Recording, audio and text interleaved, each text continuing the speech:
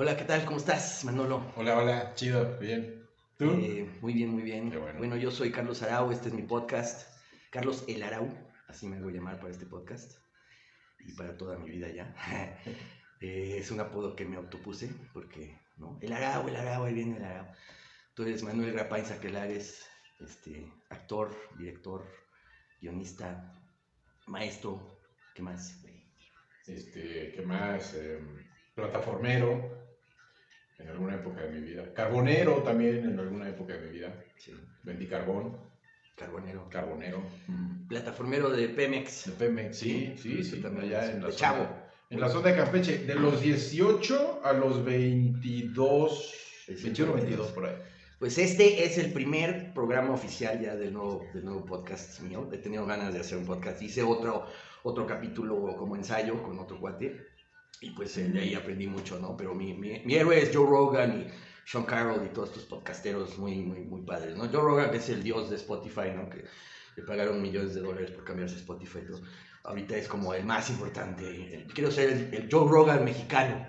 Cuando menos de San Pedro de los Pinos. Sí, exacto. O sea, cuando menos de la Ciudad de México. Venga. Pero esa es mi meta, ¿no? O sea, abrir un podcast en español con gente, con artistas, con cuates, con comediantes, con actores, con gente de ciencia, con todo, ¿no? Lo mismo que hace Joe Rogan, pero pues en español, tratando de que cada podcast sea una conversación, una charla amena entre amigos, que vayamos all over the place, hablemos de todo un poco, sin ningún guión ni nada, como debe de ser, ¿no? Un podcast. Entonces, pues tenemos que hablar muy claramente para que el micrófono nos capte, para aquellos con buena dicción. Con buena dicción, tú tienes muy buena voz de actor y muy buena dicción, porque ¿no? Has actuado bastante, y entonces yo también, pero entonces cualquier cosa que no se entienda la voy a poner en pantalla, lo voy a grabar en video para YouTube y el audio va a ser para Spotify y para todas las plataformas de Google y demás de podcasts, ¿no? Sí, Entonces, bien, pues voy a darte un dato. Yo Sí. soy actor, como lo dices. Empecé a los 4 años de edad. Sí. No con un proyecto en específico, sino que más bien mi necesidad era que mi mamá me diera un par de centavos más y tuve que actuar para ella y hacerme y hacerme el interesante para que me diera 2 pesitos más, porque eso es lo que costaban los dulces. Esa fue mi primera experiencia como actor. Esa fue tu primera actuación para tu mamá, para que te diera lana, ¿no? Luego le canté una canción que decía, me gusta acariciar tu pelo y hacerlo contigo. Eso ya no fue a los 4 años, fue a los 6 años. Y mi mamá se quedó horrorizada y dijo, bueno, pues nada, ni puede, es tu destino, ya vas por él. Dijo, ya, no, güey, ya es actor, ni modo. Y te dejó y llegaste hasta estudiar licenciatura, ¿no? Ah, sí, en la EAT. EAT. Ahora se llama ENAT. ENAT. ¿Qué quiere decir? Escuela Nacional de Arte Teatral. Okay. De Bellas Artes. Tienes la licenciatura en actuación. Tengo la licenciatura, por ahí traje mi cédula profesional, pero no, ya no sé dónde la dejé. Okay. No es cierto. ¿La cargas todavía después de tantos años? Yo ya cargo la mía, pero en la cara. Yo la que ya quiero sacar es la de la Senectud, güey, porque yo ya pasé al 5º piso. Bueno, sí, los dos acabamos de pasar al 5º piso, yo el 22 de junio, tú el 10 de... El 11 de agosto. 11 de agosto. O sea 22, 11. Exactamente. 2 y 1, 2, 1. Te llevo 2 mesitos, mes y medio, pero casi somos de la... ¿Y dónde nos conocimos, te acuerdas? Nos conocimos en la parte de atrás del foro. ¿Qué pasó? La parte del foro. Yo te conocí por la parte de atrás. Híjole, no me acuerdo de eso. Del foro de Claudia Becker.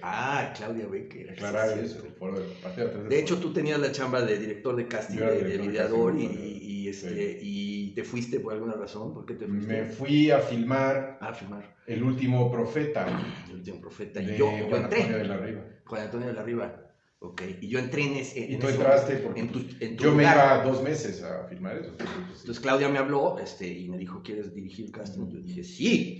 Y entonces tú me dejaste tu chamba porque te fuiste a filmar y me diste así como... Te dije, mira, esto es la cámara, se pone así, se le saca acá la pantallita. Claro. Era una camarita Sony bien bonita. Sí, en ese entonces se hacía de cassette. En cassette. Todavía. Y ya luego se editaba en la parte de arriba. ya con el 3/4 o algo así. Pero era edición lineal, no era digital. No, lineal. Nosotros empezamos, ¿en qué año fue? Eso fue en el 90 y... Sí, 96. 96. 96 fue el 96. O sea, nosotros estamos tenemos 25 años de conocernos. 25 años de conocernos. Sí, 96 para 2001, 2021, 96, ¿no? 96. Y yo quiero hablar un poco, hablando de Claudia Becker, cuéntame tu experiencia con ella. Claudia Becker fue la directora de casting más importante de los 90s, 80s, 90s y 2000s. Yo voy a tratar de definir a Claudia Becker. ¿Cómo la definirías? Con una sola palabra. A ver, dime. Calidez. Calidez. Para mí eso fue Claudia desde el día que la conocí. Desde que me miró, la miré, nos vimos en su oficina. Me dejó expresarme, me dejó hablar. Y cuando me preguntó si sabía yo hablar inglés, me lo preguntó en inglés, obviamente, y yo le contesté en inglés que sí, y nos pusimos a platicar en inglés.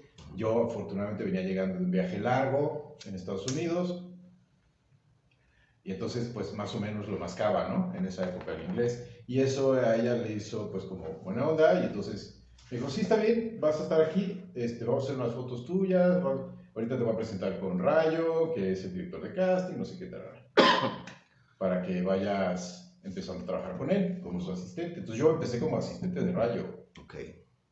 ¿En qué año antes? Eso fue ¿En qué año estamos? Justamente pues, en 96, porque... El mismo año. Sí, el mismo año. Sí. Varios meses antes, muchos meses antes, pero el mismo año.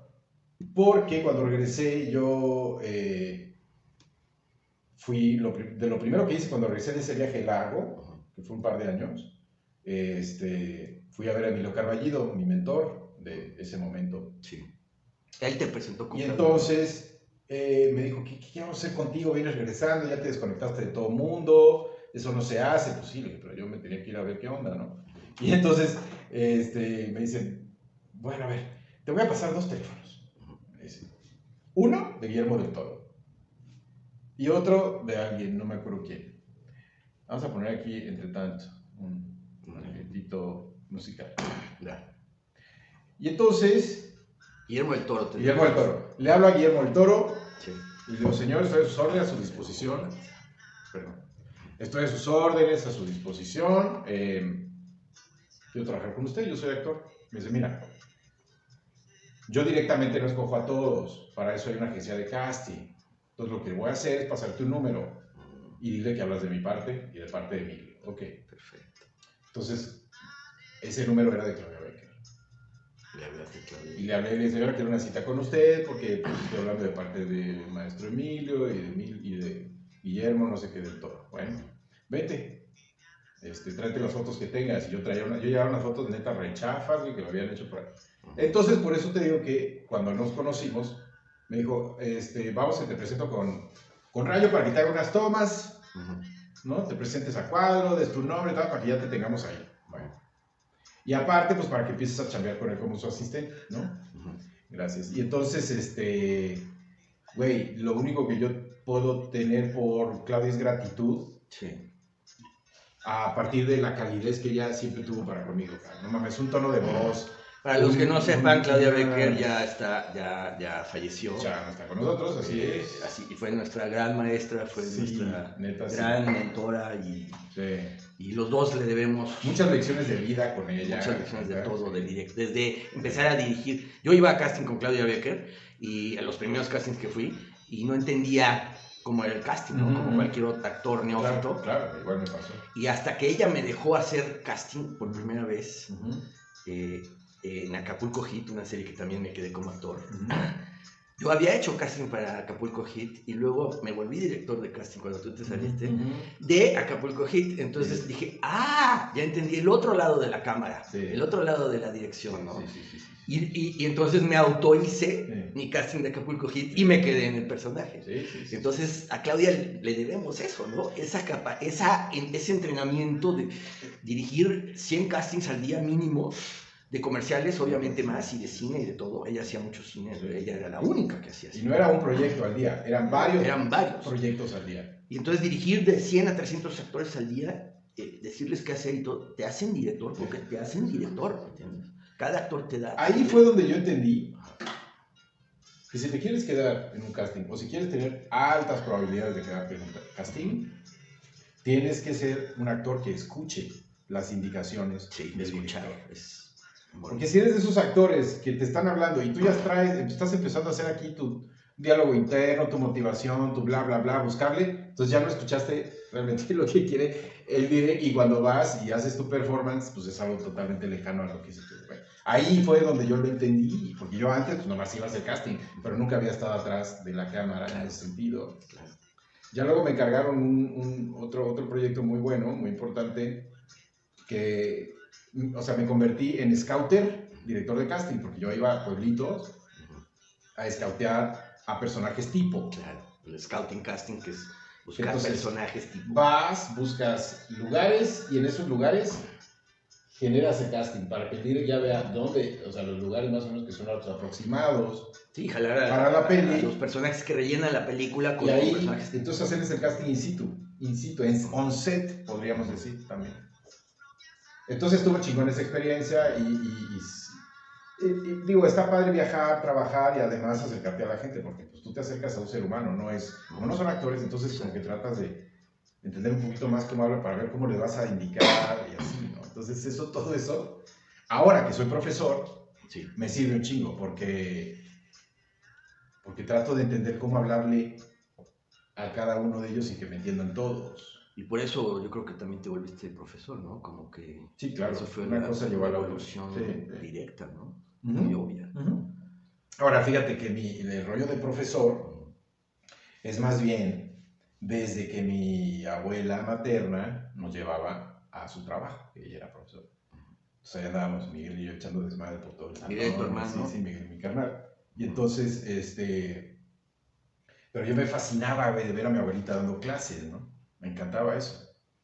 A pesar de que veía cómo la pasaba mal. Pero era una onda como, no sé, yo le encontré cierta magia a ese asunto. Simplemente al dar clases y luego con esto del casting, como que las dos cosas, ¡prum! Maestro de cine. Sí, de cine, sí. Pero maestro de teatro, cine. De teatro yo ya había dado clases. De hecho, yo empecé cuando iba en segundo hacia tercero de la carrera, o ya en tercero, empecé a dar clases en la escuela, el Colegio La Paz de México, allá por Tlalpan Sur. Bueno, ahí le di clases a los chicos de secundaria y a unos de prepa. Esa fue mi primera experiencia como profesor. Como profesor, yo también en una primaria di clases de actuación, así muchas. Sí. Y una de mis alumnas era la nieta de Sergio de Bustamante, ¿no? Okay, no. Entonces, salía actriz nata, ¿no? Así era la mejor, era mi favorita. Sí. Y entonces, ¿no? O sea, ¿cómo empiezas a dar clases como actor también de teatro? Muy temprano. Sí. Entonces, yo creo que todo eso, ¿no? Todo eso ahorita ya todo llevó a este momento. ¿Dónde das clases? En la Universidad de la Comunicación. En la Universidad de la Comunicación y en la Escuela Comercial Cámara de Comercio, a los chavos de licenciatura y a los chavos de maestría también. Bueno, los de maestría ya no están tan chavos, pero... ¿En los dos das de cine? No, ahí doy de merca. En la UC das de cine. En la UC doy de cine, realización. ¿De qué departamento? ¿De todo? Es el taller de realización cinematográfica digital. Producción, dirección, todo. Das todo. Desde la escritura del guión hasta la presentación a público, ¿no? Ese es el objetivo. Porque si no, pues, desde la concepción de la idea hasta la distribución, hasta la distribución, todo el proceso. Todo, sí. O sea, son talleres intensos. Son talleres en donde este último, que justo terminó la semana pasada, esta semana voy a empezar con otro. Se fueron a la marcha gay, levantaron imagen y hablaron, pues, como visibilizaron o trataron de visibilizar un poco el rollo en específico, el chavo gay, pero ya transexual, ya transvestí, ya totalmente chica, justo, ¿no? Prefiere que le digan por su nombre en mujer y no que le digan Francisco, ¿no? Ah, claro, ahorita está eso de moda muy cabrón, ¿no? Como entonces, la compañera y todo eso. Eso, haz de cuenta que ellos presentaron su trabajo hace 2-3 semanas y lo del compañero fue la semana siguiente. Entonces Órale. se juntó todo ahí y bueno, es que, fíjate, lo curioso es que de ese grupo ninguno es gay, todos están considerados, ellos se autodenominan, ¿no? Binarios. ¿Por qué? Porque según ellos, no sé si hay otras acepciones, pero según ellos, binario es el güey que acepta que hay hombres y mujeres no más. Ah, ya. Eso es el binario, según lo que ellos dicen. ¿Qué edad tienen? ¿Qué rango de edad 20, están? 21, sí. 23. Sí, es lo que se ve, ¿no? Por ahí. Entonces, pero como ellos tienen amigos trans, ese grupo de chavos, que son un grupo de amigos y estudian lo mismo y andan para todos lados juntos, tienen amigos trans, entonces para ellos es una preocupación que la gente le siga diciendo Pancho a un cuate o a una persona que a todas luces no es Pancho, es mujer y se llama Sofía o lo que sea. Entonces, bueno, pues ellos quisieron visibilizar ese problema que existe, es puntual. Que ahorita está... Y yo les dije, adelante, ¿verdad? Entonces sí, lo llevaron y está padre, quedó bueno, les quedó chido. Entonces, pues yo les doy ese taller en la UC, en la Universidad de la Comunicación. Está padrísimo. ¿Sí? Y acá doy merca porque... ¿Merca de merca? Mercadotecnia. ¿De qué merca? ¿De qué merca hablamos? De la buena merca. La mercadotecnia es la ciencia que tiene como objetivo minimizar al máximo las posibilidades de fracaso. La merca minimiza al máximo esas posibilidades. ¿Por qué? Porque si tú llevas todo bajo una metodología, un orden, una priorización, una escalas y una jerarquización, que es lo que hace la mercadotecnia, en términos generales, pues obviamente puedes fracasar en una empresa, pero tienes un muy bajo, un muy bajo chance de que fracases. Si llevas a cabo minimizas las cosas, el riesgo de fracaso a través de la mercadotecnia. Minimizas el riesgo de fracaso con la mercadotecnia. Entonces... Pero mercadotecnia enfocada a cine en este caso, o lo das en general, mercadotecnia en cualquier medio. Yo lo doy en general, pero haciendo retrospectiva, cuando yo estudiaba teatro, en la escuela de teatro de la EAT, en esa época, pues hacíamos funciones y, bueno, pues iba la gente, la primera función siempre era un lleno absoluto y total, ¿no? La segunda, la tercera ya no iba nadie porque pues ya se agotaron tus abuelos, tus papás, tus hermanos, tus amigos, tu vieja, todo tu güey. Ya no hay nadie de eso, ya todos la vieron. Es más, ya la habían visto en los ensayos, entonces ya ni fueron allá. La tercera función ya no hay nadie. Yo siempre decía, ¿por qué? ¿Por qué no viene la gente? Tres personas que veían la cartelera de Protea en el teléfono, en el así, de esos periodiquitos. Iban, bueno... Pues yo sí dije, ¿por qué no le mete publicidad? No, es que la escuela pues no tiene publicidad, mano, no mames, o sea, güey, con trabajo salimos en Protea, ¿no? Que era lo gratis. Y entonces, puta madre, me quedaba yo frustrado, decía, ¿cómo, por qué chingados? Y a ver, ¿por qué esas otras obras sí tienen público? Yo no sabía, no entendía. Bueno, pues ya después entendí que, pues sí, las obras que están producidas por empresas con varo, pues tienen para hacer buena promoción, buena publicidad, buenas estrategias de distribución de información y comunicación, bla, bla, bla. Entonces, pues, lo logran, la gente llega, ¿no? Del país entero llegan a ver la obra porque en todos lados se anuncia. Bueno, entonces, cuando muchos años después entré a estudiar cine, sucedió lo mismo.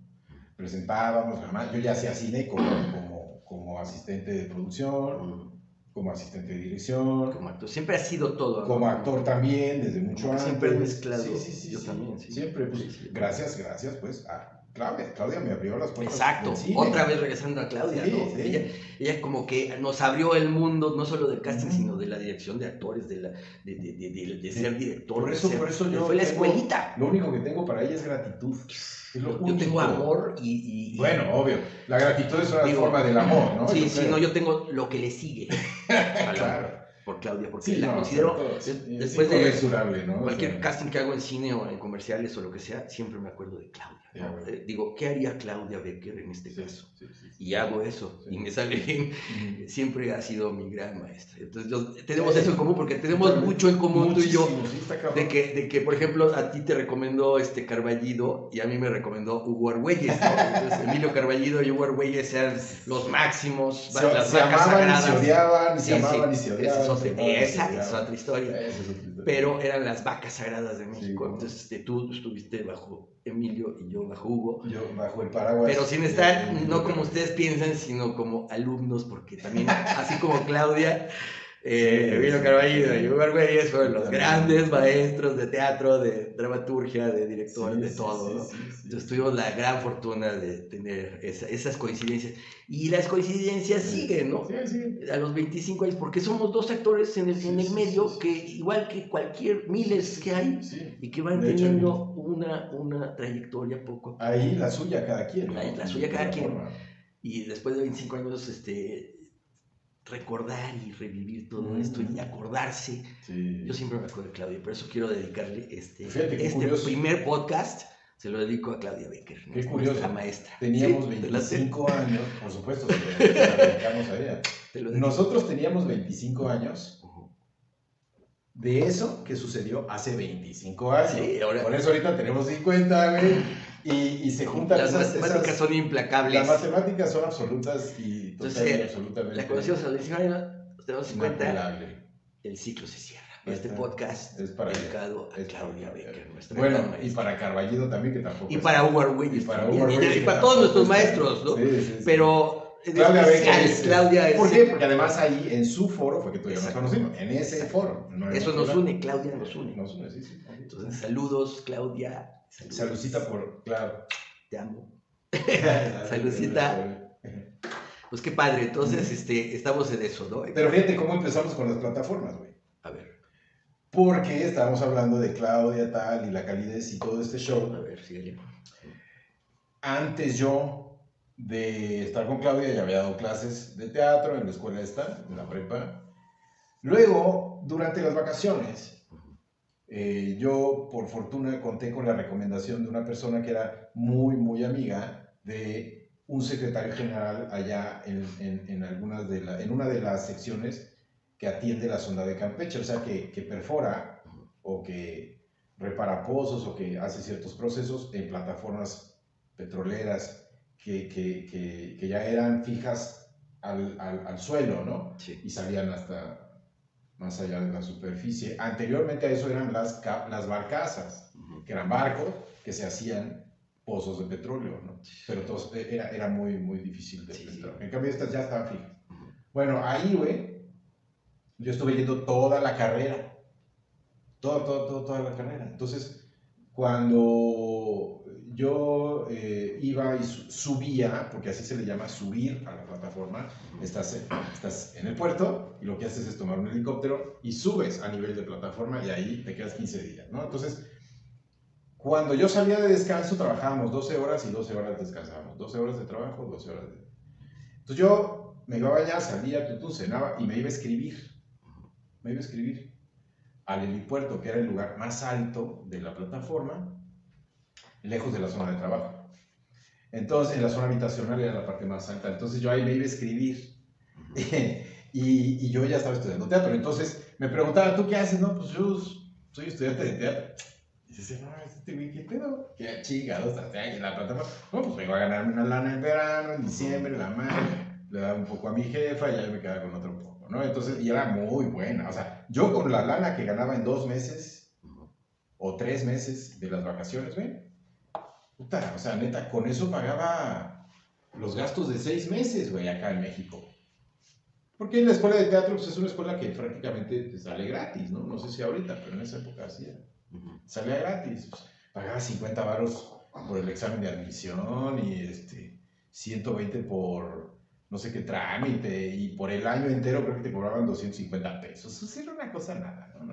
Bueno, entonces, sí, yo con esa lana pues le echaba una mano a mi jefa y aparte pues tenía yo pues para mí, ¿no? A toda madre. Entonces, y estaba trabajando ahí, pues, en la planta, ¿no? De perforación, ahí en el pozo, viendo cómo sale el petróleo, y en la maniobra, la chingada. A veces bajabas a los barcos para subir cargamento de cosas, de diferentes tipos de cosas, tanto para comer como para, no sé, polvo químico, para echarle al pozo, y madre y media que tienen que utilizar para el proceso de la perforación. No, todo eso. Entonces, esas madres, güey, te hacen de cierto carácter también. Entonces, sí, cualquier vivencia. Te la tienes que rifar, gente ha ido y no ha vuelto, o sea, así es ese pedo. De ahí sale todo lo que... Entonces, a mí me decían el ATP Televisa. Porque Televisa. El ATP Televisa, güey, porque ya para entonces yo ya había hecho, creo que también por ahí hay otra coincidencia, yo ya había hecho algunos beats, mini beats, ya había pasado por ser extra también de Televisa, y yo ya tenía como con algún beat sutil, 2, 3 textitos, dos o tres novelas. Entonces, güey, todo, generalmente me tocaba trabajar con gente de Tampico, entonces era, güey, que hablan dos norteñones, ¿no? La chingada. Y me decía, tú te vas pinche conocido, la madre, ¿no? Y entonces, pues yo decía, pues, quizá, ¿no? Fue ahí, fue allá, no sé qué, ya, güey, tú saliste aquí, eres aquí, cabrón, tú eres actor. Bueno, güey, le decía, a veces los actores no tenemos lana, fíjate, ya a los 20, porque eso fue entre los 18 y los 22, fueron como 3, 4 años, lo que duró la licenciatura, ¿no?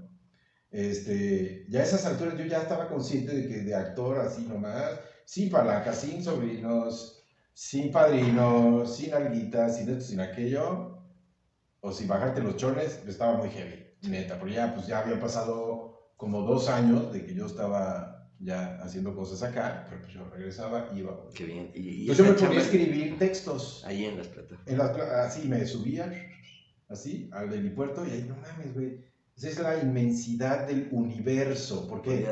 Porque como no ves el límite de la Tierra, es de noche y aquello... ¿Qué pasó? Bueno, esta es la segunda parte de la conversación con Manuel Grapáin Saquelares, el maestro Manuel Grapáin Saquelares, que nos hace el honor, el gran honor de ser nuestro padrino en este podcast. El podcast se llama Carlos El Arau, mi podcast, ¿no? O mi podcast, Carlos El Arau. O nada más Carlos El Arau, porque el anterior se llamaba El Bosón de Arau, ¿no? Y era así como que más, quería hablar más de ciencia y de todo. ¿El bolsón? ¿Bolsón no, como de flojo, de huevón? También, no, el bosón. El bosón. Pero no de payaso bosón, sino de bosón de Higgs. Pero, o sea, no bozo el payaso, pero gordo. No, pero estaba yo muy clavado en la mecánica cuántica, que también hemos platicado. Sí, claro, tenemos que platicar más al respecto de la mecánica cuántica, que pues es otro tema que me apasiona mucho, ¿no? Así como no sé, ¿cuál es el tema que más te apasiona en la vida? El personal, el muy cabrón. Muy que cabrón. No tiene nada que ver con tu profesión o con lo que haces. Puta, pues es que afortunadamente lo que hago sí me lleva a ese tema. Afortunadamente digo, porque no todo el mundo puede dedicarse a lo que le apasiona, ¿no? Claro. Pero comunicar es para mí algo muy importante, porque yo siempre sentí desde chico que yo no entendía a la banda y que la banda no me entendía a mí.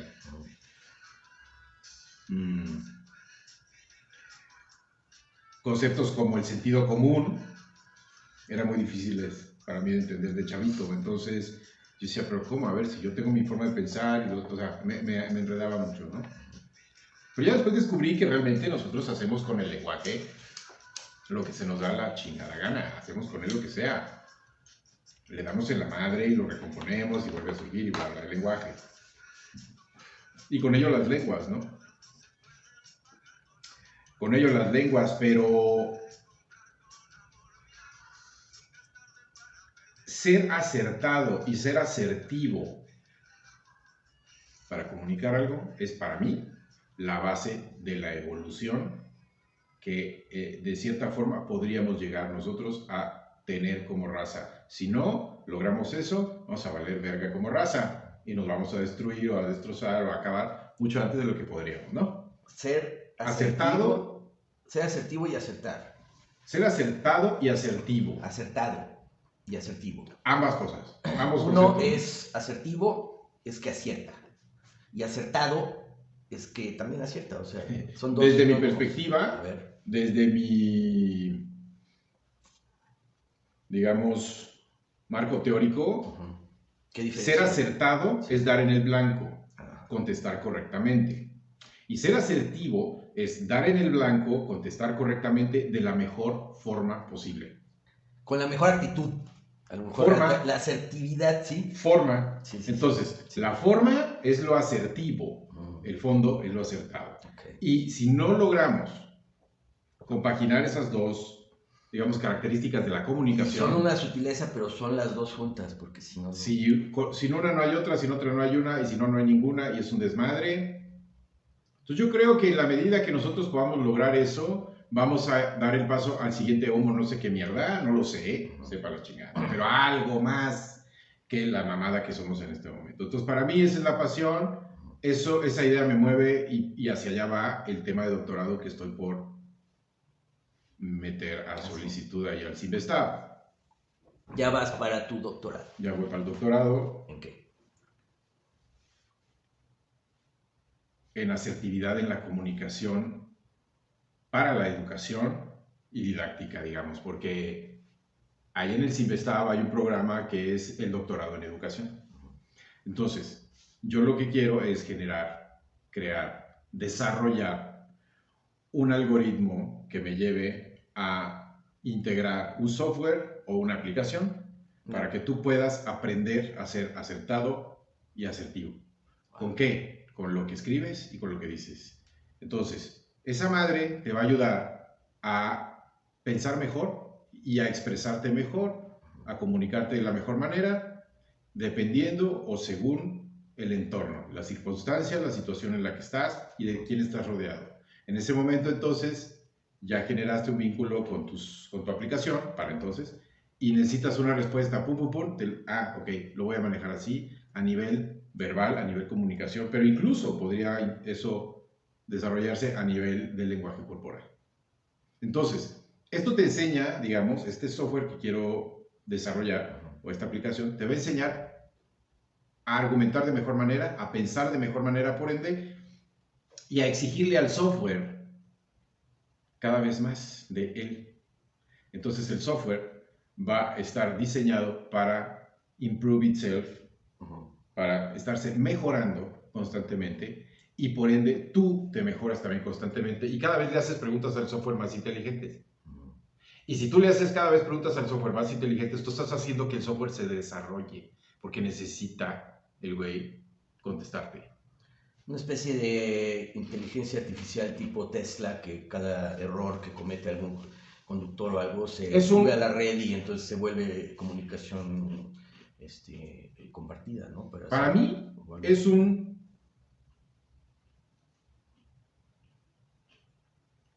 diseñador de contenido asertivo asistido.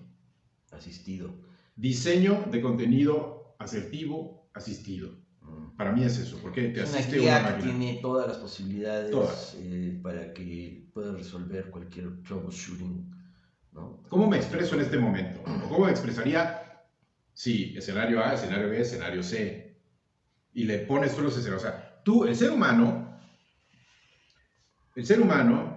que esto es algo que voy a decir, que aquí está quedando grabado, pero dale. Pienso así, el ser humano no va a dejar de estar por encima de la máquina, nunca, jamás. Simplemente porque el ser humano la diseña, la prende o la apaga. Así de sencillo. Y la inteligencia artificial que está superando al creador. Con todo y todo, justamente, yo lo que quiero, a pesar de que pienso así, yo lo que quiero lograr con este desarrollo de aplicación o software para la educación, o sea, a nivel didáctico, es que tú como profesor sepas la mejor manera de dirigirte a tus alumnos que están segmentados por ciertas características. Esta segmentación te permite cargar a la aplicación a la hora de registrar un proyecto. Ok, son niños de tal edad, esta es su situación socioeconómica, todo lo etnológico, lo etnográfico, todo lo económico, lo social, El tiempo, el espacio, la circunstancia, tú lo cargas. A través de cuestionarios. Sí, de un cuestionario que se despliega y tú vas a tener ahí todas las posibilidades. ¿Para qué? Para enfocar, para hacer más objetiva esa, digamos, pues,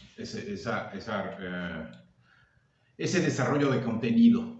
Porque en realidad lo que se está haciendo es desarrollar contenido. No importa si es para pensar, para decir o para escribir. Y va a ser igual por algoritmos que van a determinar a qué gente le llega. Entonces dices, a ver, entonces, en esta circunstancia, ¿cuál es el tema? El tema es este. Y esta es la bibliografía, esta es la información, esto es lo que está en la investigación. Este es el tema y esta es la clase que voy a dar. Lo cargas. Y entonces te dice este güey, ok, eso yo te sugiero, porque es una máquina, es una máquina, yo te sugiero que puedes hacer esto, esto o esto. Escenario A, B o C. Entonces el ser humano dice, ok, voy a escoger la opción 1, 2 o la 3. El ser humano está decidiendo, papá. Y yo quiero que sea así, pero eso sí, cuando el ser humano decide y escoge, entonces tiene que aprender de eso y al aprender, la próxima vez que cargue datos, va a cargar datos mucho mejor pensados. ¿Por qué? Porque ya aprendió gracias al sistema. Y entonces, güey, este pedo es que tú vas a ser cada vez mejor y con tu mejora vas a mejorar al sistema y a este proceso yo le llamo retroproyección continua. Es una continua retroproyección y o sea, retro de que hay una... Tiene que ver con la retroalimentación, pero yo le puse... Tú le das información y te da información y ella crece, sí. Y crece en nivel de complejidad, crece a nivel de profundidad, crece a nivel de argumentación, de léxico, de esto, de aquello. O sea, retroproyección. Tú te proyectas, ella se proyecta y eso los hace crecer a ambos. O sea, esta madre va a crecer en función de lo que tú le exijas. Entonces, ¿quién tiene el control? Pues está por decir. Eso es algo interesante. Para mí la tiene y la seguirá teniendo el ser humano. Estoy viendo muchos videos en internet, en YouTube. Yo sé, no, yo también los he visto. Pero... y lo otro, y entonces, híjole, ya la inteligencia artificial, ya estoy empezando a creer que por ejemplo, el caso de Facebook, ¿no? De que prendieron 2 inteligencias artificiales independientes y se empezaron a comunicar entre sí en un idioma que no conocemos los humanos y las apagaron. Porque no sabía eso. No sabía. Sí, porque de repente prendieron una inteligencia y otra independiente y las otras ya estaban chateando de comadres en un idioma que no entendemos. ¿Y de qué están hablando? No les importa, humanitos. Y les jalaron el cable. ¿Quién jaló el cable? Pues Facebook, Mark. ¿Quién es Mark? ¿Qué es él? Mark en esencia, Mark Zuckerberg es que un ser humano. Él tiene la facultad de bajar el switch. Pero y creo que los seres humanos siempre. Porque a lo mejor se comunican tanto que al rato ya no dejan bajar el switch. Y entonces ya no se puede y se cumple Terminator. Entonces Skynet. Así que por eso yo ya estoy creyendo en las teorías conspiratorias o conspiraciones teóricas. Mira, sí, de acuerdo. Pero siempre va a haber otro humano, güey, al lado, que lo va a terminar apagando. O sea, yo creo que sí. Pues sí, Bartlett le jaló el switch al sistema, ¿no? Y se cayó el sistema en el 88 y ganó Salinas. Bueno, pues entonces siempre va a haber el que jale el switch, ¿no? A ver. ¿Sí viste Narcos? Eso va a ser una máquina. Ajá. Eso va a ser una máquina, una. ¿Qué máquina? ¿Cuál? La que se quiera revelar en ese caso. Va a ser una máquina o un sistema. Pues todo el internet, por ejemplo. Ok, de acuerdo. Pero somos 5,000, o sea, no, creo que 10,000, ya no sé de los que no están contabilizados en el mundo. Somos 5 o 6 mil millones de habitantes. ¿Tú crees que entre todos no podemos apagar un puto sistema? No, un meteorito apaga todo a la chingada, ¿no? Ya lo vimos hace 65 millones de años con los dinosaurios. Exacto. Entonces, el próximo meteorito se acaba el reseteo total y la sexta humanidad según los mayas, ¿no? Pero, bueno, esa es una posibilidad, ¿no? Que el internet solo existe electromagnéticamente, ¿no? Si no hay luz, bye. No hay inteligencia, no hay cerebro donde alojar a las moléculas de un ser humano, güey, con que se trague 3 putos frijoles al día, medio sobrevive y le sigue funcionando la máquina más poderosa del mundo que ninguna máquina todavía ha podido igualar. Entonces ahí ya está con la diferencia. lo que me decías hace rato Ahí está de la las diferencia. computadoras cuánticas, ¿no? Ujú. Creo que hay dos solamente, una que es de Google y otra que es de la NASA. Ujú. Y esas ya son computadoras cuánticas, ¿no? Que son unos chips chiquitos así, es un microchip de este tamaño, pero se calienta tanto que lo tienen que tener en un refrigerador del tamaño de una cámara frigorífica o más grande, ¿no? Entonces, no solo computa 0, 1, 0, 0, 0 lenguaje binario, sino todas las posibilidades cuánticamente, por eso se llama computación cuántica.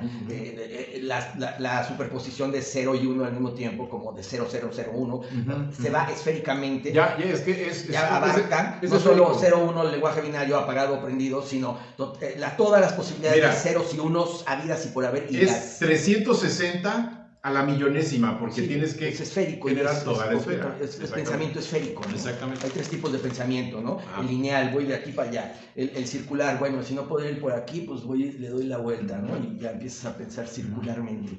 Y hay el pensamiento esférico, el cuántico, ¿no? El superpuesto, el infinito, ¿no? Entonces, en ese ya piensas, no solo puedo ir aquí y para allá, sino puedo hacer lo que yo quiera hacia todos lados. No hay límites. Esa es básicamente la metáfora de la computación cuántica, ¿no? Claro. Que viene de los procesos cuánticos subatómicos, de moléculas originales que tienen otras reglas, otros superpoderes, ¿no? Pueden teletransportarse, pueden entrelazarse una a la otra, pueden hacer cosas que nosotros, como somos supraatómicos, no podemos ya hacer. Entonces, por eso los superhéroes sí pueden hacer todo lo que las moléculas subatómicas hacen como si nada, ¿no? Okay. Son las verdaderas superhéroes de esto, ¿no? Pero una vez que nos volvemos materia ya... No, pero a ver, de alguna forma, o sea, si este pedo cuántico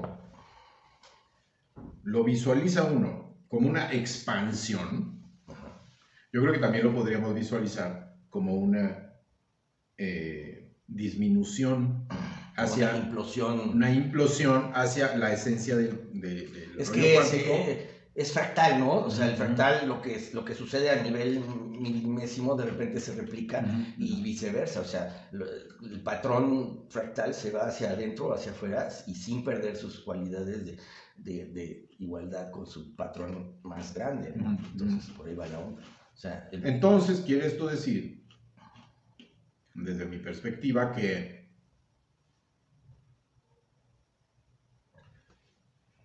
ese mundo de los ceros y unos, aparte de que se puede expandir, también se puede disminuir y puede ser menos unos y menos ceros? El 0 y el 1 son prendido y apagado, pero no el gato de Schrödinger nos enseña que el gato puede estar prendido o apagado dentro de la caja, porque la curiosidad mató al gato y tiró el ácido y hasta que no abras la caja ves si está muerto o vivo, ¿no? Pero entonces ahí está el estado de superposición, ¿no? Se puede estar 0 y 1 a la vez, porque ya estás hablando de mecánica cuántica, subatómica, fractalmente diferente a nosotros. Nosotros somos masa, entonces hay unas reglas para la física clásica y hay otras reglas para la mecánica cuántica. Entonces, justamente lo que yo alguna vez te comenté hace algunos meses o no sé años, es que nosotros, a partir de esa lógica inversa de todo explosión, esto implosión, entonces nosotros, siendo materia, a través de la física cuántica y sus aplicaciones, podamos convertirnos en menos unos y menos ceros, sí, totalmente, y aparecer como unos y ceros en otro lado. Aunque seamos de carne y hueso. Pues yo creo que la física cuántica podría llegar a lograr eso. Yo creo que llegas a un punto muy importante en esto que dices podríamos ser autoproyecciones de un primer como dije, del fractal, que se va autoproyectando más y más grande en proporción o en amplificación. Y entonces podríamos ser no la primera realidad de ese fractal, no el primer fractal primordial, sino podríamos ser una de miles de millones. Y de ahí desprenderse otros miles y millones hacia todos lados. Totalmente. Entonces, a cierto proceso, a cierta cantidad de proyecciones fractales, la masa aparece. Entonces se Claro, separa. por supuesto. El mundo clásico. Aquello se masifica. Se masifica a través del bosón de Higgs, el famoso bosón de Higgs. Otra vez sale. Claro. El bosón de Higgs, pues es este campo de bosones llamados de Higgs por Higgs, el físico que lo descubrió, que lo adivinó, y que después vivió para ver hace unos años la comprobación en el CERN, en el acelerador de protones de Suiza y Francia. Entendiendo adivinación como todo un proceso de estudio para llegar a una conclusión. Bueno, no adivinación, lo digo a nivel, lo digo como muy románticamente, pero hizo una predicción hace 40, 50 años. Sí, pero el güey se rifó. Se rifó, ¿no? Vio que había algo, lo que llamaban los griegos el éter. El éter. Ese mar de melaza que detiene la masa. Haciendo versos y desversos. Que ese mar de melaza en el que nos movemos, como cuando te metes al mar y sientes que, ay, güey, no, estoy más lento y si no puedo, me ahogo. Sí. Bueno, es lo mismo aquí, estamos conectados a través de un mar invisible que es el bosón de Higgs, el campo de bosones de Higgs. Es un campo que nos une. Hay varios campos, ¿no? El electromagnético. Pero esa conexión de la que hablas es la que significa la conciencia de la vida. ¿Por qué? Porque cuando entiendes que todo está conectado y que todo tenía que pasar, porque está conectado, no solo conectado en un espacio, sino en un tiempo, antes, presente y futuro, conectado. Entonces, esta reunión tenía que suceder. No había de otra. Mira, te lo voy a poner de una manera muy bonita que me lo dijeron así y es la mejor manera. Todos nos creemos dedos de una mano. Creemos que somos individuales, que estamos separados, que cada quien es un ser independiente. La mano es el bosón de Higgs. Exacto. Ya no, tú no eres tú y yo no soy yo. Sí. Y el más malo de tu película es el bueno de su película. Y tú eres el malo. Esa es mía. Gracias. Salud. Entonces, ¿me entiendes? Por eso en la vida todo es circunstancial, no hay ni bueno ni malo, realmente. Estamos conectados, ¿no? Sobre todo a 50 años de nuestro cumpleaños. Salud por los por los cincuentañeros. Por los cincuentañeros. También estamos celebrando este podcast, es parte de la celebración. De nuestros 50 años. De nuestros 50 años de ser dos seres independientes que son dos dedos de una mano. Sí. ¿Entiendes? Sí, tal cual. O sea, peace and love. Entonces sí vamos a ver la máquina, güey, de la teletransportación, por supuesto. Que vamos a ver. Es que ese es un pedo porque yo tengo un argumento que yo pensaba que sí, porque si una partícula se puede ir de un lado del universo al otro lado del universo en un segundo o entrelazar con otra partícula que nacen en el mismo momento y separarse a un universo de distancia y cuando una gira para arriba, la otra gira para abajo y están entrelazadas de por vida.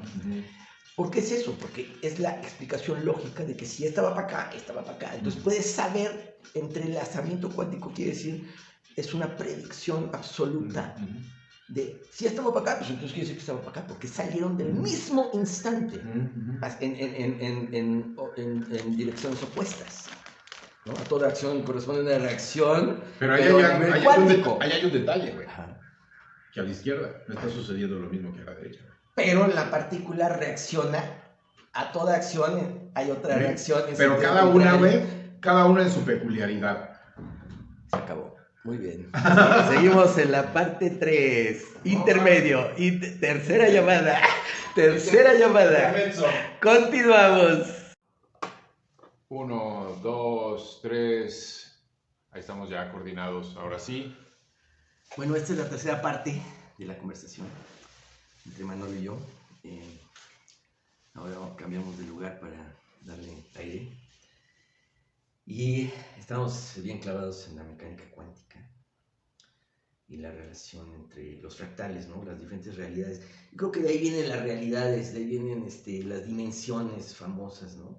Simplemente es una consecuencia fractal exponencialmente acrecentada a tamaño correspondiente.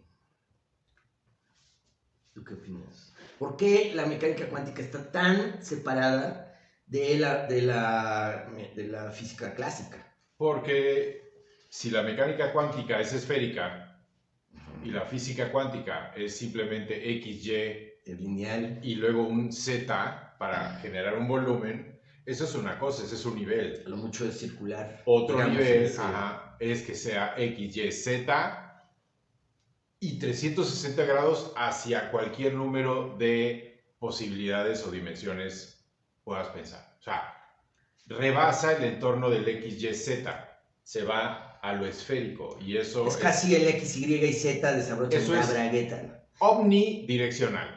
Sí, es esférico. Omnidireccional. Entonces, ahí yo creo que está la diferencia, ¿no? Ahí yo creo que está la diferencia. Pero tanto hacia, como dijimos hace rato, hacia arriba, como hacia abajo, sí. Y luego hacia lo que no vemos, que es lo sí menos, hay mecánica menos cuántica, 1, menos 0, menos tal, la pero que es una proyección de lo que La pregunta que nos hacíamos hace unos meses es, si hay mecánica cuántica, ¿habrá mecánica subcuántica? Claro. Por supuesto, en esa dimensión que dibujábamos hace rato mentalmente. ¿Quién quita que las partículas elementales... De los menos, pero que son un reflejo y que quizás son, no lo sé, que quizás son tan materia como lo que aquí es. Claro, en su dimensión. En su dimensión. Y por eso, así como hay las partículas elementales, los protones, neutrones, electrones, quarks, neutrinos y demás, y bosones, sobre todo el de Higgs, pues pueden estar compuestos como los muones, dos muones, es un bosón. Claro. Entonces, ¿quién? Perdón, Paul, sí. ¿Ya? Es que desapareció el de abajo. Pausa. Sigue corriendo. No importa. Si a veces sigue corriendo, mejor. O lo paras. Ya no tengo espacio aquí. Entonces hay que bajarlo. Bueno, continuamos. Más bien, sí, exacto. Más abajo, un poquito más. Ándale, ahí. Ahorita continuamos. Sí, no, para que te escuches bien. Más bien para que te... Ahí está. Parte 4. Parte 4. Se nos acabó la otra cámara, así que vamos a echarnos aquí un two-shot. Un speech. Two-shot Pacheco, porque tenemos el monchis y toda la cosa. Es hora del monchis. Así que salud, Manolito. Salud. Qué gusto, cumpliendo 50 años los dos, así que todo chido. Y bueno, seguimos con el podcast, la parte 4 del podcast, que está muy bueno. Ya hemos hablado de qué, de mecánica cuántica, de Claudia Becker, de las plataformas, No hemos hablado de Los Ángeles. No hemos hablado de Los Ángeles, ¿Vas? Arráncase. Hace rato decía que yo venía regresando de Los Ángeles cuando conocí a Claudia Becker. Entonces, ¿qué año te dije que fue? 96. No, 96. Me fui, regresé. Yo regresé. Yo estuve en Los Ángeles 94-95, viviendo en un suburbio así al East LA que se llama Pico Rivera. Nada fancy. Pero creo que por ahí más o menos tú estabas también, ¿no? Viviendo con tus papás o algo así. ¿En qué año fue? 95. Sí, yo estaba viviendo, yo hice una película en Arizona que se llamó Perdita Durango. Es una película coproducción Estados Unidos, México, España, con Canal Más, dirigida por el gran Alex de la Iglesia, que soy su fan número 1. Me tocó trabajar con él en el 96. Me fui a filmar a Arizona. En Tucson nos hospedaban, pero filmamos en el Museo del Desierto. Tucson, Arizona. Tucson para los mexicanos y Tucson para los gringos. Y de ahí me fui a vivir a Los Ángeles otra vez, obviamente, porque crecí ahí. Del 82 al 86, algo así. Soy mitad gringo, digamos, no, pero sí tengo así como de repente pienso mucho en inglés en vez de en español y cosas así. Pero me considero mexicano y americano y de todo un poco, cosmopolita, ¿no? Como Diógenes, ¿no? Un poco. Tabasqueño, de todo un poco. Yucateco, cuando viví en Yucatán, era más inteligente, más guapo, más alto, menos cabezón.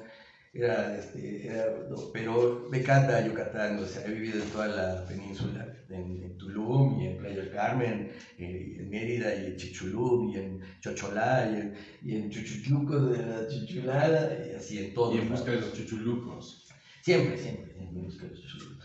Entonces, después de regresar a Estados Unidos otra vez, pues de repente pienso en inglés, ¿no? Y todo lo veo en inglés y estudio teorías y conferencias de 6 horas en YouTube y podcasts y todo es en inglés, y entonces puedo procesar esa información, traducirla al español y transmitirla, ¿no? Como lo que hemos estado hablando de mecánica cuántica y todo, son horas y horas y horas de conferencias, de podcasts, de entrevistas, de todo, reportajes, de documentales, tanta la información en inglés y entonces alguien me pregunta sobre algún tema y ¡prum! En 3 palabras en español te lo digo porque ya tengo esas 2 capacidades de pensar en inglés y pensar en español. Soy zurdo, soy zurdo, salud. Entonces tengo fronteriza dislexia y entonces soy como Asperger y Asperger King. Esa es otra similitud entre aquí mi compadre y yo, porque yo también soy disléxico de situaciones como muy específicas, pero muy disléxico en ellas. ¿Sí? ¿Es zurdo? No soy zurdo, pero confundo a veces el femenino con el masculino. Sobre todo, ¿sabes de quién? ¿Sabes de quién sobre todo? Ay, no manches, carnal. Mi hija Mila, que por cierto le mando un beso desde aquí, mi amor, mi vida, mi todo. Tiene una gata que se llama Pichi Blue, a veces se llama Pichi, a veces se llama Kitty, en fin, tiene varios motes. El asunto es que yo siempre digo gato, ¿no? En lugar de gata, pues es gata. Yo siempre le hablo como en términos del macho, ¿no? En fin. Bueno, pero ese es uno de mis tontos. Dislexia soy de la letra B, la B grande, la B chica, la C, la S, la Z. Yo soy disléxico, yo soy zurdo, entonces los zurdos tendemos a la dislexia, ¿no? O sea, ni modo, somos fronterizos, somos polares hacia el hemisferio derecho, algunos dicen que ya está desprobada esa teoría, pero bueno, ¿no? Esa es como la última versión. Pero no, la verdad es que todos los hemisferios interactúan al mismo tiempo con todos los procesos y las memorias son alojadas en cualquier rincón del cerebro. ¿Qué opinas? El cerebro es un órgano que se está recomponiendo sistemáticamente. Regenerando. Se está regenerando, pero esa regeneración se ve formada o conformada dependiendo de tus hábitos. Entonces, ese cerebro se puede estar regenerando en pro de tus hábitos, y si tus hábitos son destructivos, te va a terminar destruyendo. Si tus hábitos son constructivos, te va a terminar construyendo, siento yo. Ok, entonces el hábito hace una retroentropía en la autodestrucción inevitable. No entendí. Que digamos que al cambiar el hábito, al tener un hábito positivo, trabajas en una retroentropía, en una pausa de la autodestrucción. O cuando menos en una desaceleración de la misma. Exactamente, una desaceleración es un término completamente tanto cuántico como astrofísico. Entonces el universo material, universo material. Que nos permite echar una chela. Que nos permite echar la chela. Gracias, universo. Entonces, este universo subatómico, supraatómico. No subatómico, porque el subatómico es el cuántico. No. Entonces, este universo que explotó del Big Bang, según los Big Bangeros, es una manifestación, es una explosión fractal que va en incremento, en expansión y en... ¿no? Sí, en esferidad. Esferidad. Ahí te va. Esferidad. esferificación. Esferificación, esferidad. ¿Y usted qué opina? Póngalo en los comentarios. Esferificación. Pero esferidad me gusta también. Esferidad. En una esferidad, en un crecimiento esférico, que se va fractalmente incrementando o retrocontrayendo. Depende de qué lado del fractal estés. Si estás en el hemisferio norte, lo ves expandiendo, pero a lo mejor si estás en el hemisferio sur, lo ves contrayendo. Disminuyendo.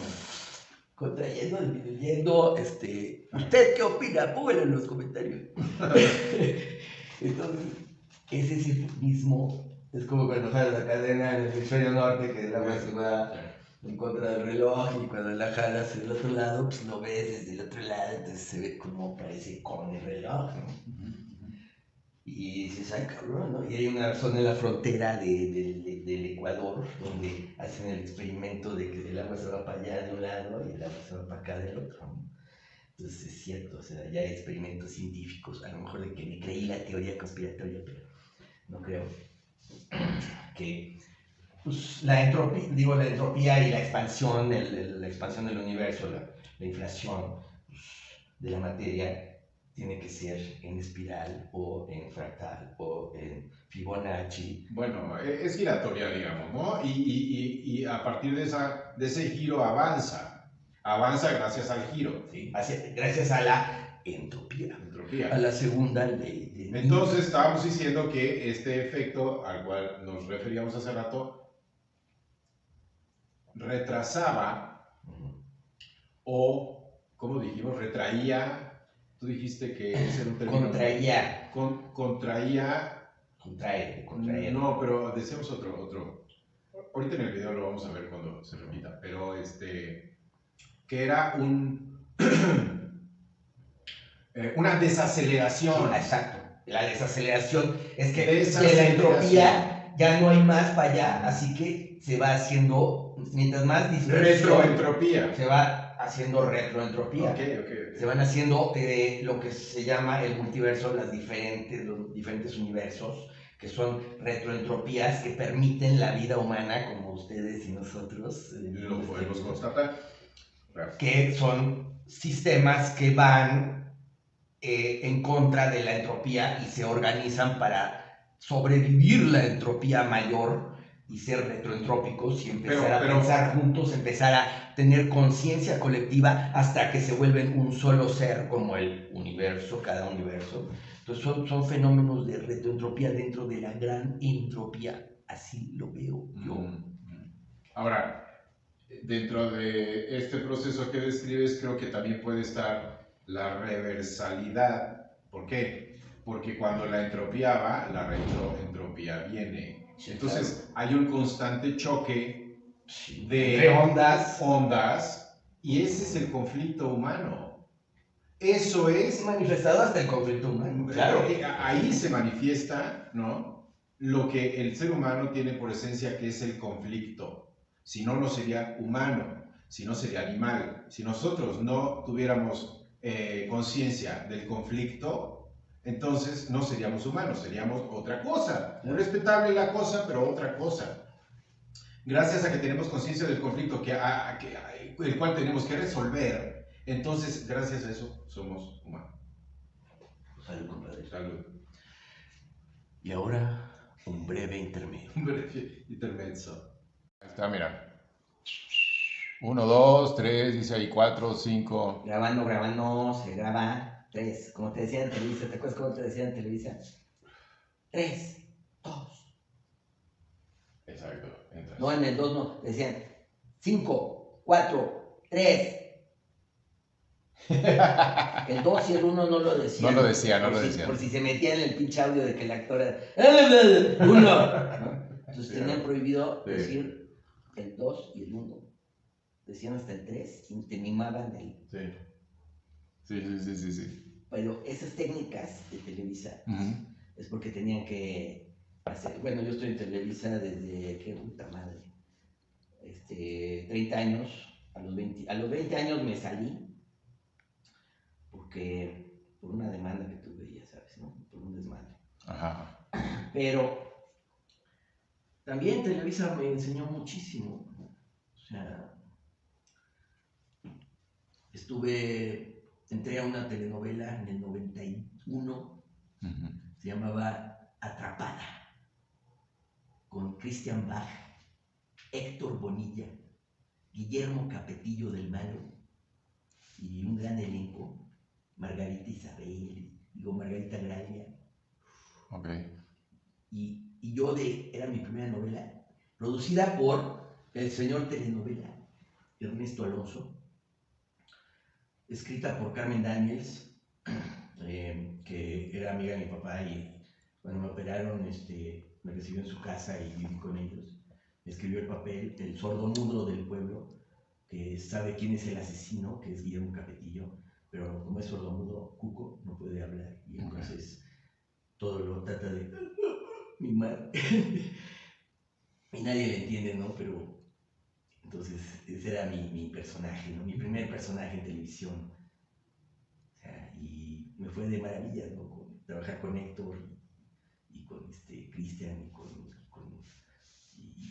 Margarita y todos ellos, Lucero Lander, actores así de veras, ¿no? Héctor Bonilla que no quería ponerse el apuntador, entonces yo tenía apuntador porque el director Caballero me estaba hablando al oído y diciéndome haz esto y haz lo otro, yo era su marioneta y yo hacía todo lo que él me decía, ¿no? Porque no tenía diálogo, entonces ahí improvisaba, y entonces, pero Héctor Bonilla no quería apuntador, ¿no? Entonces yo tenía que decirle que vamos para acá, güey, que vamos para allá, y que un día lo tuve que cargar porque estaba noqueado él, su personaje, y mi personaje me dijo, ¡carga!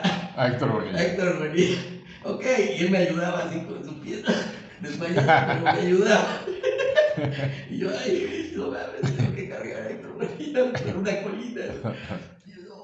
Y lo cargué, ¿no? Entonces me ayudó, él me cargó a mí. Y fue maravillosa esa novela, ¿no? Pero, ¿de qué estamos hablando? ¿Cuál fue la pregunta? La pregunta fue... ¿Te acuerdas tú tampoco? ¿Por qué te metiste con Héctor Bonilla y con la telenovela? Porque el señor telenovela, Ernesto Alonso, esta anécdota jamás la he contado, así que... Es primicia. Es primicia, es exclusiva. Carmen Daniels, yo vivía en su casa porque me atendió después de una operación que me hicieron de un quiste que me salió en el cuello y me lo quitaron. Y entonces viví con ella y me escribió el papel de Cuco de la telenovela Atrapada. Y ahí Carmen Daniels,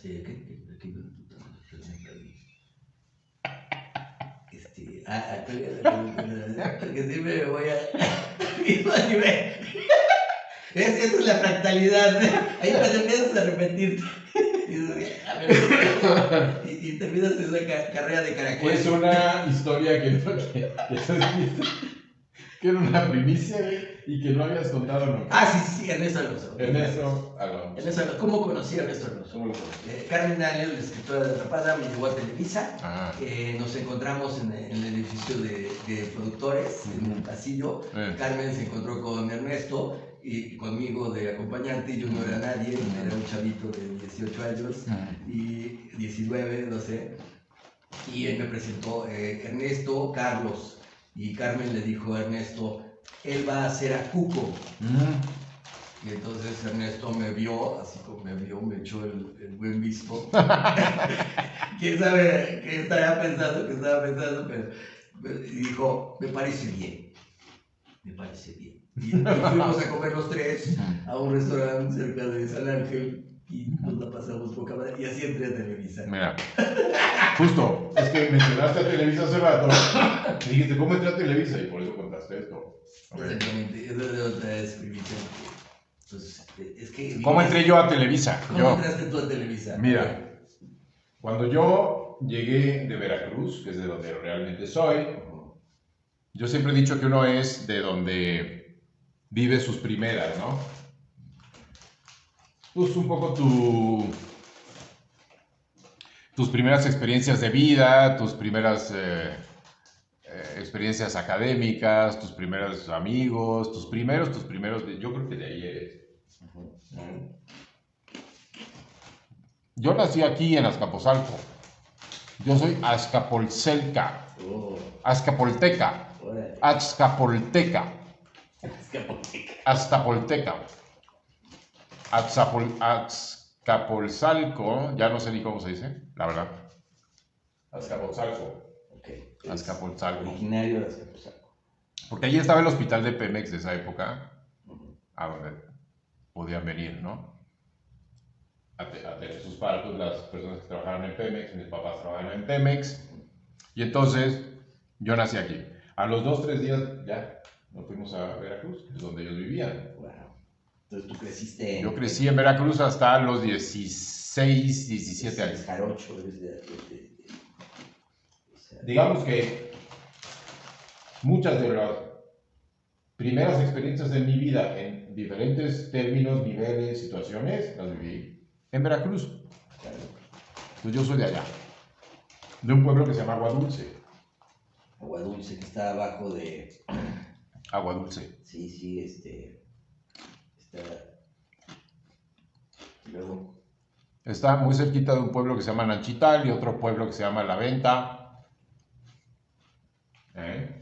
Y una ciudad más o menos, digamos, poblada que se llama Coatzacoalcos. Uy, Coatzacoalcos. Que tú y yo estuvimos ahí en Coatzacoalcos, ¿te acuerdas? Sí, maravilloso. Hace algunos años también. Sí, qué padre. Hemos viajado, Manolo y yo hemos viajado varias veces juntos y sí. Hemos ido a Palenque, hemos ido a Zipolite, hemos ido a varios lugares y tenemos muchas experiencias muy padres, muy chidas. Allí en Zipolite una ola me arrastró, me hundió, me levantó varias veces. Wow. Y yo nada más veía así, como ahorita veo a Carlos allá a lo lejos. Casi te mueres, güey. Tratando de ver qué onda. Yo tratando de salir, por fin la ola me escupió milagrosamente y me estrellé.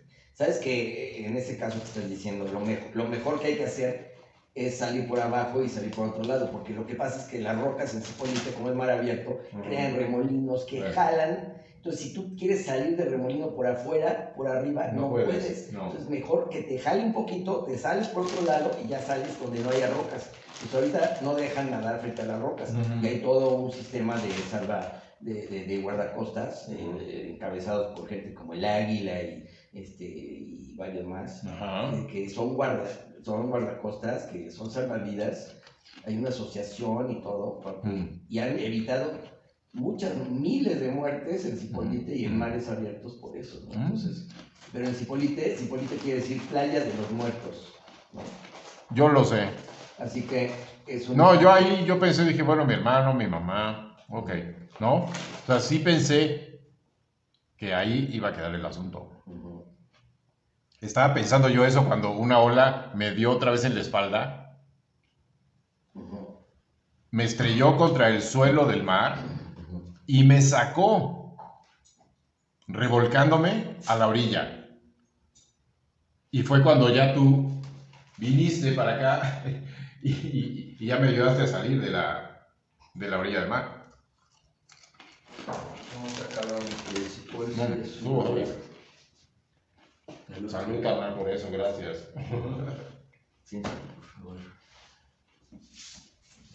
Ahora vamos a... ¿Otra piqué? Cambiar el enfoque. Pues mira, ese es otros viajes. Híjole, es que Zipolite ahorita, no he ido hace mucho, fui como, ¿qué? ¿Cuándo? Así como 4 años. No sé. Pero tengo muchas ganas de ir otra vez, ¿no? O sea...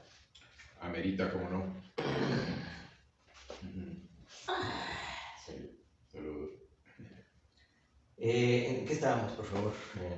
Vamos a 12 minutos. 12:26. ¿Le cortamos aquí o vamos a otra parte? Más bien hay que ver de dónde veníamos hace rato, güey. Veníamos... Antes de lo de Zipolite, antes de lo de WhatsApp. No importa dónde veníamos, cada sección puede tener su propio tema, ¿no? Para ver qué quedó inconcluso. Todas son partes de un solo podcast, los pueden ver en orden cronológico, o cada uno de media hora o 15 minutos más o menos, Pues sí. tienen un tema más o menos recurrente, pero... Y un encuadre ¿Qué diferente. opinan de esta conversación entre dos actores amigos de 25 años que cumplen 50? ¿Qué opinan? Pónganos abajo en los comentarios. No te sé cuántas canas se acumulan de una cabeza y la otra. Ya un rato, ¿eh? Bueno, a ver, ¿quién está más canoso? ¿Quién gana? A ver, pongan en sus comentarios. ¿Quién tiene más canas? ¿Manolo o Carlos?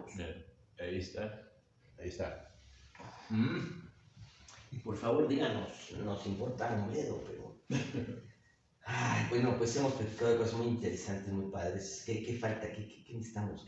Mira, yo creo que este podcast lo hemos llevado por varios terrenos, varios campos, varias situaciones. Pero lo que no hemos tocado son las fiestas que ha habido a lo largo de todo esto que hemos narrado. Después de Claudia, bueno, pues ya llegó Gente Normal Cast. Ah, sí, tuvimos una agencia que se llama Gente Normal Cast. Exacto. Miguel, hermano de Manolo, y Manolo empezaron, luego me invitaron, y entonces fue una agencia que desafiaba a los cánones de belleza de los modelitos y de todas las agencias, Glenda, Style y todo, y entonces llamábamos a Gente Normal Cast, ¿no? A gente como la gente dice en la calle, y ese era nuestro... Fuimos de las primeras agencias si no la primera, de characters, Sí, actors, ¿no? exacto. Actores que pasaban del teatro del cine a los comerciales. Sí, incluso bellezas que también rebasaban el canon, ¿no?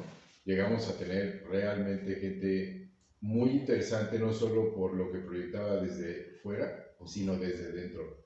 Por ejemplo, aquí hay una chica chilena que estoy tratando de acordar, Karim Burnett. Ella, bueno, la tengo en mi Facebook. Saludos.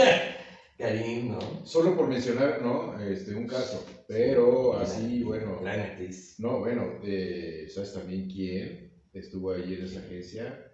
Mi amiga adorada que hace mucho no veo, pero que la quiero mucho. Elia Domenzain. Un beso a ella. Bueno, imagínate. Poder decir que en tu agencia estuvo Elia Domenzain. No, bueno, imagínate. Yo le pongo like. José Roberto Gil. También, que es también alguien para mí que marcó, ¿sabes? Una forma de ser en mí. O sea, definitivamente José Roberto sí hizo escuela en mí. Está cabrón. Gran amigo. Pero la verdad es que está siempre, no deja de estar, ¿no? No deja de estar, siempre ha estado. Sí, un gran amigo. Fiestas, ya sabes, wow. Una persona bellísima, infinita, y maravillosa, siempre con una sonrisa, siempre con una buena vibra, con un abrazo, ¿no? Era alguien muy puro, muy de edad. Muy de edad. ¿No? Sí, se le extraña mucho. ¿Cómo no? Sí. Incluso a mi hija Mila, que tiene 6 años, o sea, va a cumplir 7 apenas, le hablo, ¿no? De su abuelito, José Roberto, porque es como un símbolo, ¿no? De algo muy puro. Sí, yo también tengo recuerdos de que la fiesta de los 70, ¿no? Que nos invitaron, ¿no? Wow, en su departamento, todos vestidos de 70, ¿no? Sí. No, o sea, 60. Los 60s eran. Sí. Pelucotas, campanotas, ¿no? O sea, todo el mundo, o sea, se podían hacer esas fiestas, claro. Ahorita ya no, ya se chingaron. Al menos que son clandestinas y les va a caer la chota y los van a evitar. Sí. Ahorita ya 2, así como nosotros, ya es multitud. Sí, ya estamos en sana distancia. Los 2 vacunados, además. Afortunadamente, sí. Yo con mis 2 vacunas de AstraZeneca y feliz de la vida. O sea, vacúnense, chavos, digo, ¿no? O sea, sí, vacúnense. No, mira, yo no me quería vacunar. No matter what, vacúnense. No me quería vacunar y dije, no me vacuno de la influenza y no me vacuno de pero a la hora de esto dije, a ver, quiero vacunarme. ¿Y cuándo me toca? Me toca, ok, 2, perfecto. Y eso, con eso estoy... Mira, de por sí... De todas formas hay que hacer que esta como nueva conciencia de estarse lavando las manos y tal, cubrebocas, bla, bla, todo eso se quede, no cuando la pandemia pase, porque algún día va a pasar, de aquí a 100 años, pero va a pasar, Sí, mira, que ya entonces digamos, bueno, pues ya estamos libres, no, siempre hay que tratar ya de que se quede esa ideología, esa idiosincrasia, claro, de lavarse las manos, ser limpio, mientras más higiene, más supervivencia de la posible, claro. No nos podemos pensar en 2 o 3 generaciones más si no mantenemos esos, pues, digamos, esas soluciones a las que se ha llegado, pero creo que era apenas el tiempo para que llegaran, ya se habían tardado en llegar. O sea, que todo el mundo supiera que se debe de lavar las manos a cada rato, por Dios santo, ¿no? Bueno, ha sido cíclico y cultural y a través de los tiempos ha habido culturas más limpias que otras, ¿no? Sí. Pero es muy bueno esta evolución en donde el mensaje evolutivo es mientras menos gérmenes, más supervivencia, ¿no? Entonces, claro, cuídate y cuida a los demás y o sea. También está el asunto de que el gen, el nuestro, sabe cómo mantenerse, digamos, en esta tierra, en este plano, claro, sabe cómo mantenerse, digamos, de forma equilibrada, porque si nosotros somos demasiados seres humanos en el mundo, neta nos lo vamos a acabar. Si el gen de cierta forma genera situaciones para que pues, los menos adaptados se tengan que ir, pues así lo hace, porque si no, seríamos todavía un poco más. Ahora, ¿cuántas personas mueren por una pandemia en proporción al número de habitantes que hay en este planeta? Pues dirías, es una proporción muy pequeña, ¿no? Dirías, es muy pequeña. Sin embargo, una vida, güey, una sola, es una tragedia al 100%. Entonces es un tema que es complicado de exponer, porque es un tema que al mismo tiempo es moral, pero al mismo tiempo es conservacional, al mismo tiempo es biológico, al mismo tiempo es un equilibrio, ¿sí? Representa un equilibrio ese tema, ¿no? Como, ¿sabes? No sé, a ver tú, dame tu opinión, ahora que el asunto de la inclusión y del lenguaje y de todo este show. Gracias. Dame tu opinión. Ya, muchas gracias. ¿Qué me dirías de...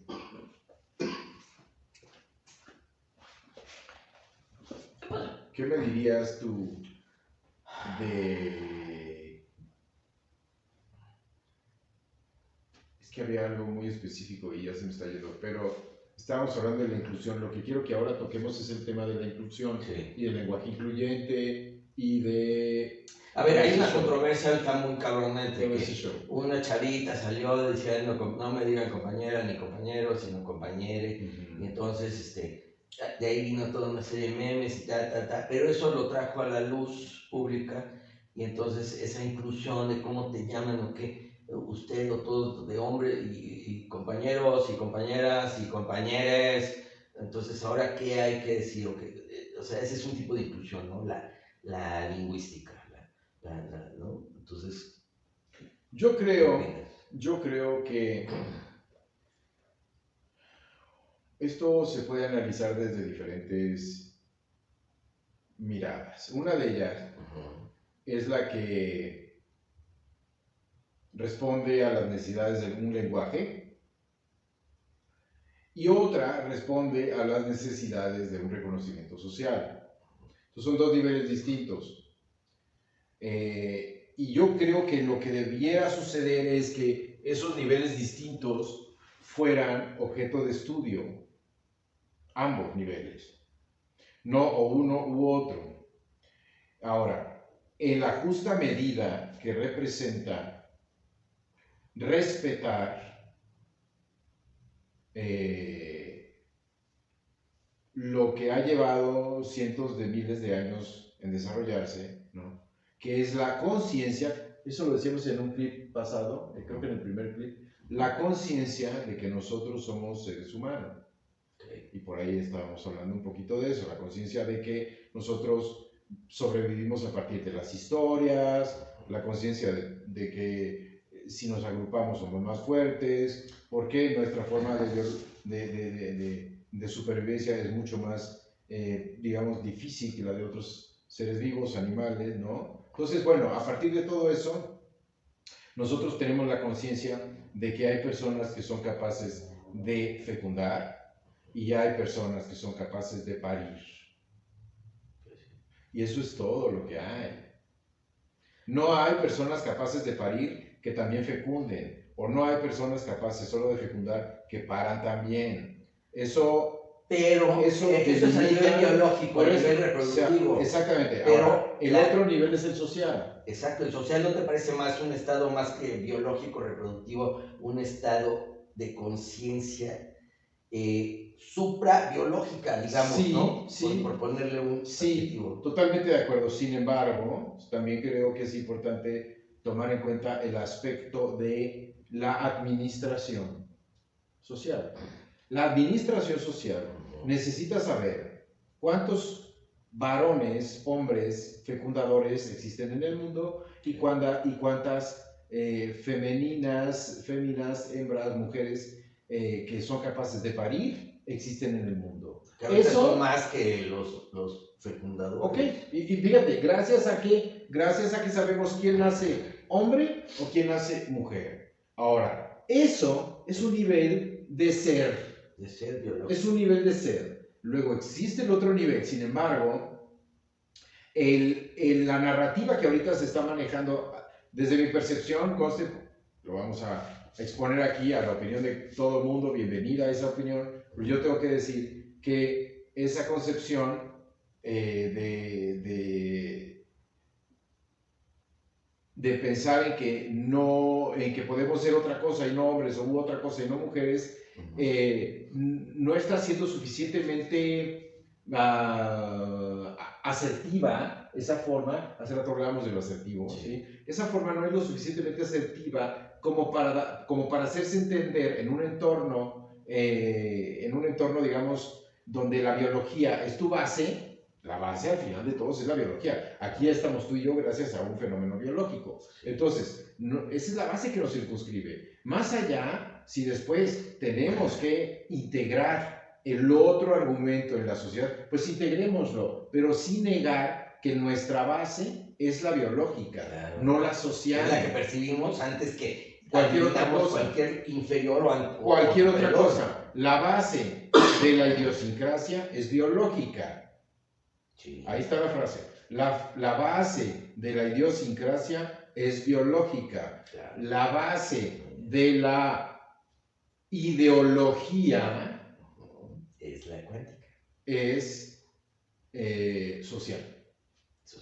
O sea, la base de lo que dije primero, la base de la idiosincrasia es biológica. La base de la ideología es lo social. Es la sociedad. Díganos en los comentarios ¿y usted qué opina? Quizá digan, pues es que está pachecos o pedos. Se va a cortar. Nos vemos en la próxima parte. Gracias. Yo creo, güey, que si la gente dice, ¿It's rolling? No, this is mine. ¿It's not rolling? Yes, it's rolling. Oh, it's rolling, okay.